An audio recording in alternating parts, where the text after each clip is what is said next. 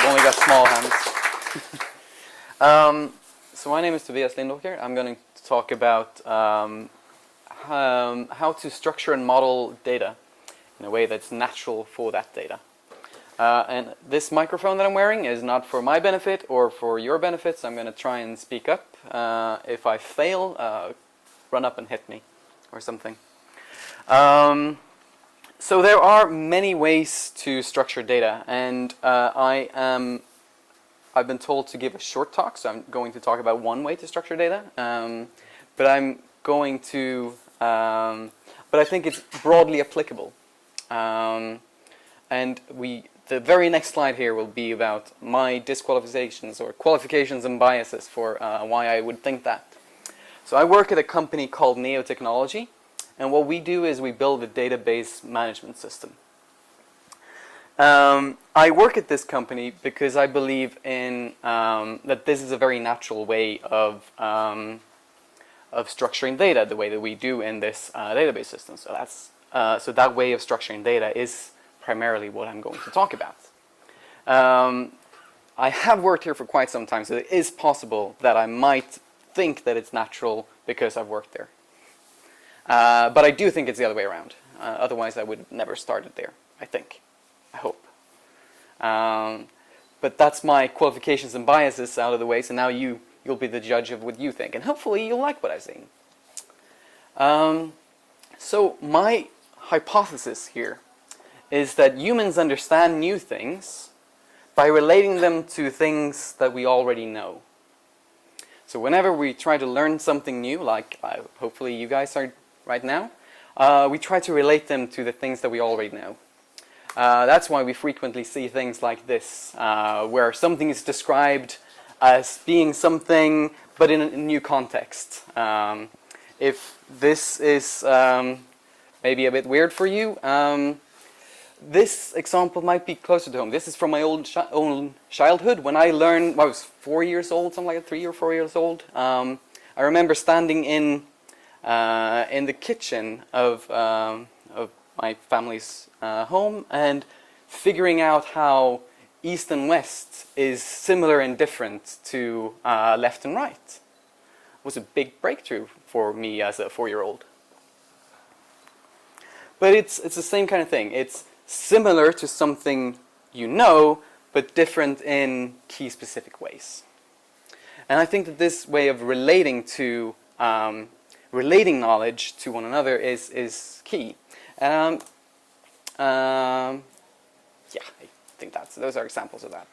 I'm not alone in thinking this. In fact, there is research that show the same thing.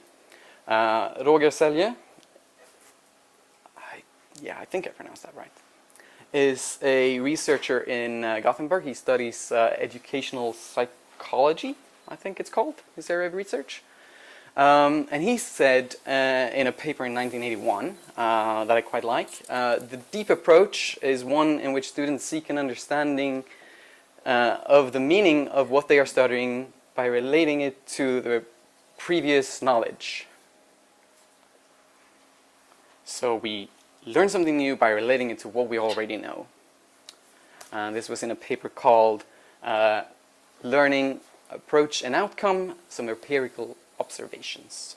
And not only is it that we learn in this way by connecting things we're trying to learn to things we already know, but a lot of other things in reality are structured by connections. If we just look at this paper, for example, a lot of it is based on prior knowledge in the papers that he's citing. So he's citing some 60 other research papers in this paper, and I've highlighted a few of them here. So if you're interested in this topic and you find this paper and you like what he's saying, you might be interested in looking at what the people that he learned from were saying. And you can do that by looking at who he cites and read those papers as well. Or, thanks to modern technology, these things are now indexed.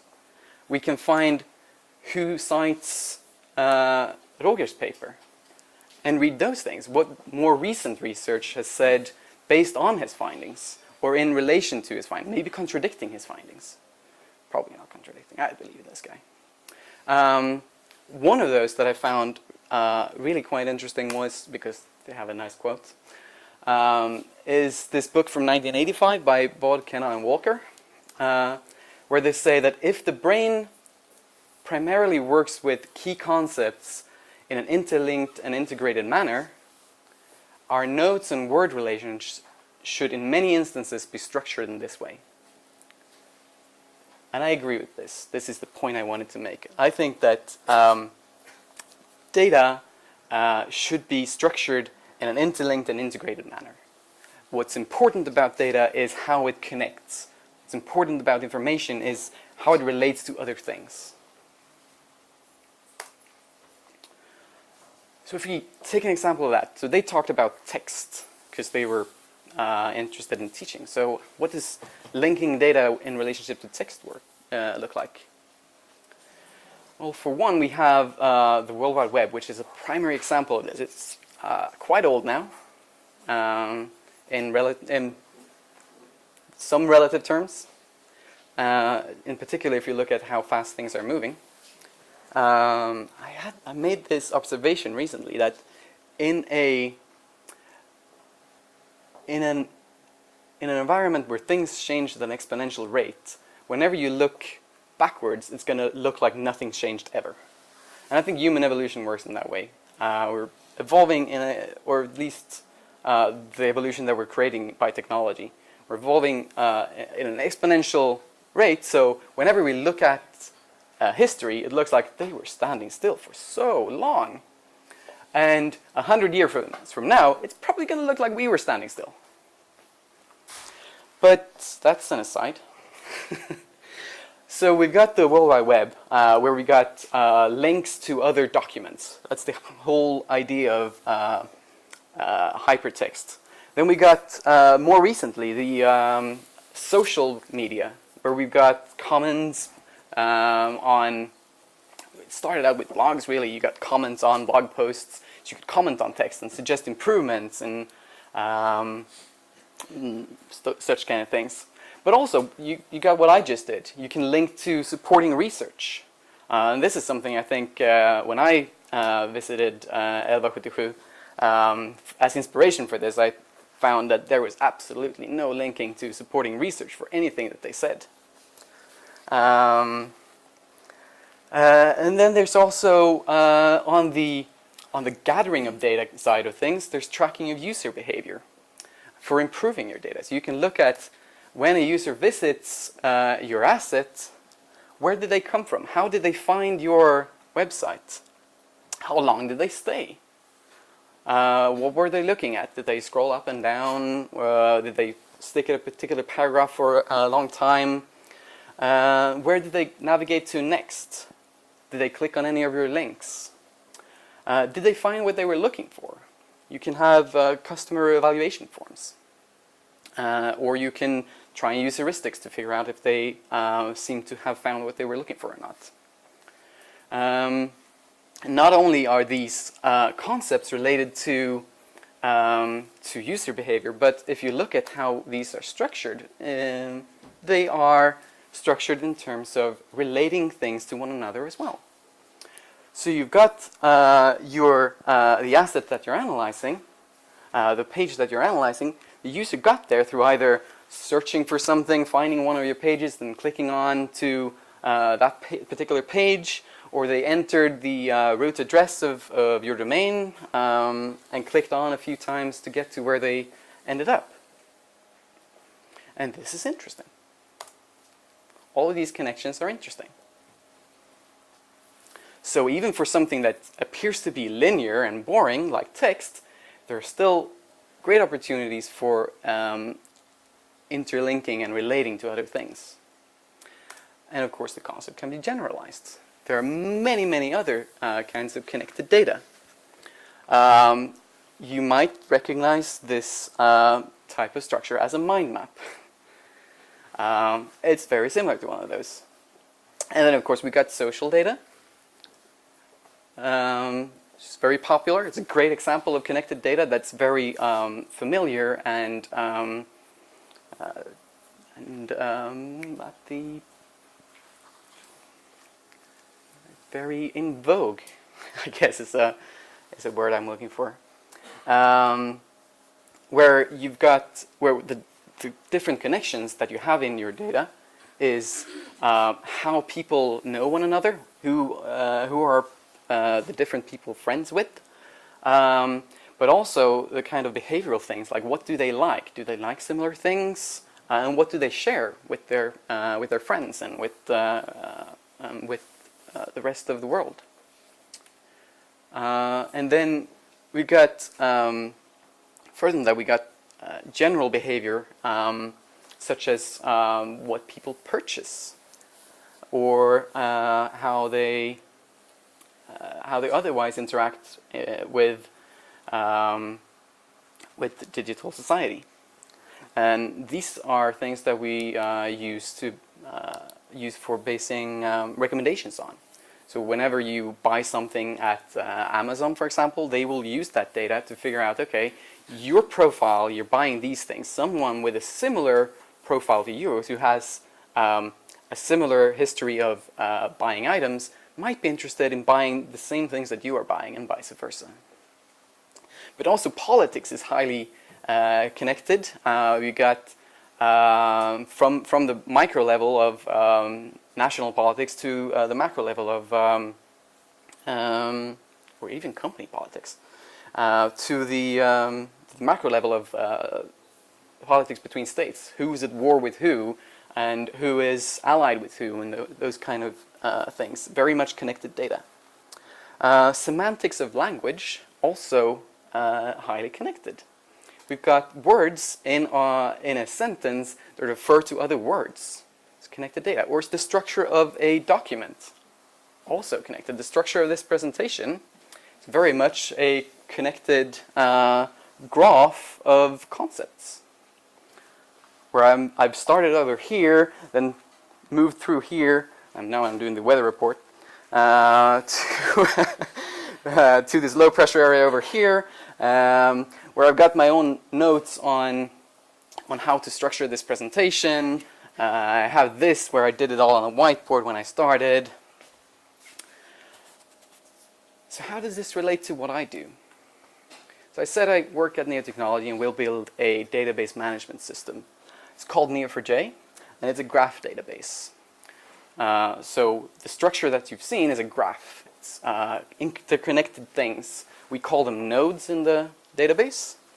And then we got relationships. These are the arrows. And the relationships connect the nodes. And in our data model, we've also got a concept for nodes called labels that we use for finding certain nodes.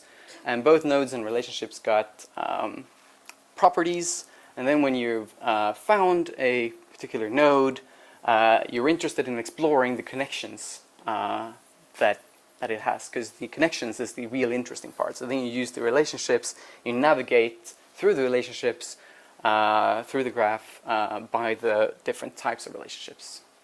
So in a social graph you might have likes relationships or knows relationships between people.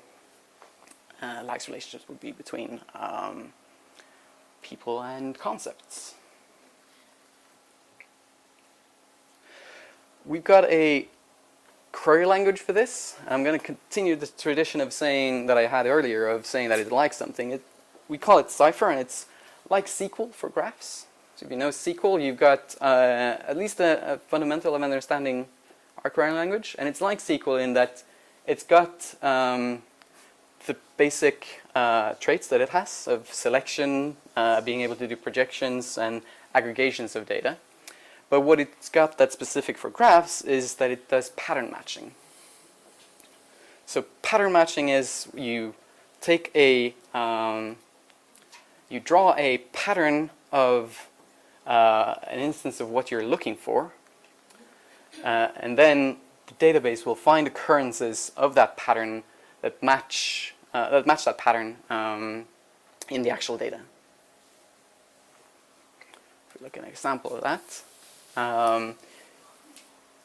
Of course, since you have to talk to a computer, you have to translate this drawing into text somehow. So if I want to find the people in a social graph who knows someone that I know, and that likes things that are similar to me.